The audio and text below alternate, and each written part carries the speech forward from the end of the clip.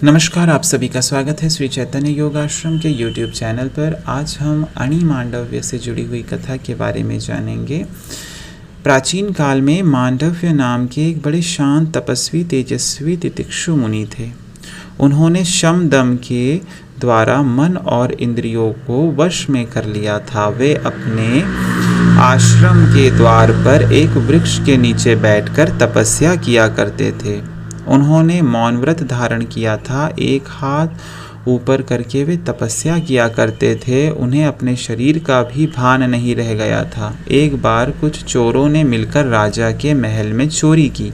जो ही वे चोरी का धन लेकर महल से निकले, त्यों ही राजा के सिपाहियों को पता लग गया। सिपाहियों ने चोरों का पीछा किया। चोर अपने पीछे राज कर्मचारियों को देखकर जंगल की ओर भागे, किंतु सिपाहियों ने उनका पीछा नहीं छोड़ा। वे जंगल में भी उनका पीछा करते गए। जब चोर भागते भागते थक गए तो कहीं छिपने की जगह देखने लगे। देवयोग से मांडव्य ऋषि का आश्रम उन्हें मिल गया। जल्दी से वे धन को इधर उधर डालकर आश्रम में छिपकर बैठ गए। राजकर्मचारियों ने आश्रम को घेर लिया। आश्रम के द्वार पर ऊर्ध्वबाहु मौनी ऋषि को देखकर कर्मचारी पूछने लगे, ब्राह्मण, इधर चोर आए थे, वे कहाँ गए? अभी अभी इधर ही आए थे, उनका पता हमें बताइए। ऋषि तो मौन थे। उन्होंने राजकर्मचारियों के प्रश्न का कुछ भी उत्तर नहीं दिया। सिपाही आश्रम को ढूंढने लगे। उन्होंने देखा कि आश्रम में चोर छुपे बैठे हैं और धन भी वहीं पड़ा हुआ है। कर्मचारियों ने चोरों को बांध लिया, धन भी उठा लिया और ऋषि के पास आए। उन्हें विश्वास हो गया कि यह ऋषि के वेश में चोरों का सरदार है। दंभ से हमें भुलावा देने के लिए ऐसा वेश बनाए बैठे हैं। यह सोचकर उन्होंने ऋषि को भी बांध लिया और सबको राजा के सामने उपस्थित किया। राजा ने सब हाल सुनकर आज्ञा दी कि इन लोगों को सूली पर चढ़ा दो। राजा की ऐसी आज्ञा पाकर कर्मचारियों ने ऋषि सहित उन चोरों को सूली पर चढ़ा दिया और सब लोगों को सूली पर चढ़ाने से ये हुआ कि उनकी मृत्यु हो गई। किंतु मांडव्य मुनि सूली पर चढ़े हुए ही तपस्या करने लगे। सिपाहियों ने जब देखा कि यह तो जीवित है तो सारा वृत्तांत जाकर राजा से कहा। राजा सब समाचार सुनकर दौड़ आया। हाथ जोड़कर विनीत भाव से उसने ऋषि की प्रार्थना की।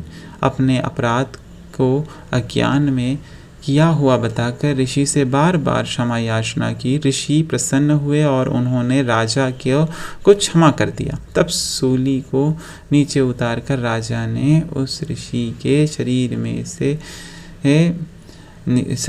से निकलना चाहा, किंतु वह निकली नहीं।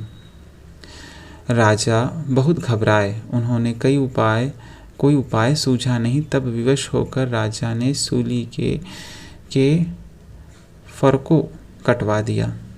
सूली की नोक अणि ऋषि के बदन में घुसी हुई रह गई, इसीलिए उनका नाम अणि मांडव्य प्रसिद्ध हो गए। शरीर में अणि के रहने पर भी वे घोर तपस्या करते रहे और अपने उग्र तप के प्रभाव से बड़े बड़े लोगों को उन्होंने जीत लिया। जब वे तप के प्रभाव से ब्रह्मलोक को चले गए, तब वे एक दिन यमराज के यहाँ गए।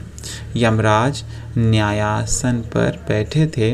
ऋषि को आया हुआ देखकर उन्होंने उनका सत्कार किया और यथास्थान बिठाया। तब ऋषि ने पूछा, धर्मराज, मुझे जो इतना शारीरिक कष्ट हुआ वह मेरे कौन से पाप का फल है? क्योंकि बिना उग्र पाप के ऐसा दुख नहीं मिलता। मैं अपने उस महान पाप को सुनना चाहता हूँ। यमराज ने कहा, ब्राह्मण, आपने बाल्यकाल में पाप किया था। एक कीड़े को बिना बात के ही अपने सुई की नोक से छेद दिया था। सुई चुभने से जितना कष्ट आपको हुआ है उतना ही उसे भी हुआ होगा। जैसे थोड़ा पुण्य करने पर वह बढ़ जाता है, उसी प्रकार थोड़ा पाप करने पर भी वह बढ़ जाता है। आपने उस कीड़े के सुई की नोक चुभाई थी, उसके बदले आपको सूली की नोक का दुख सहना पड़ा। उसे थोड़ी देर कष्ट हुआ, आपको उसके बदले इतना दिन कष्ट हुआ।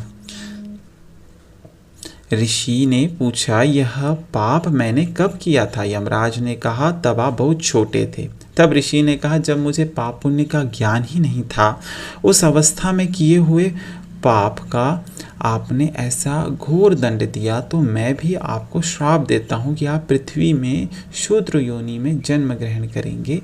यमराज ने ऋषि के शाप को सहर्ष स्वीकार किया। वे ही यमराज विदुर जी के रूप में पैदा हुए। इस प्रकार हमने अणिमांडव्य ऋषि से जुड़ी हुई कथा के बारे में जाना। अगले भाग में हम आपसे पुनः भेंट करेंगे। तब तक के लिए धन्यवाद। नमस्कार। ओम शांति।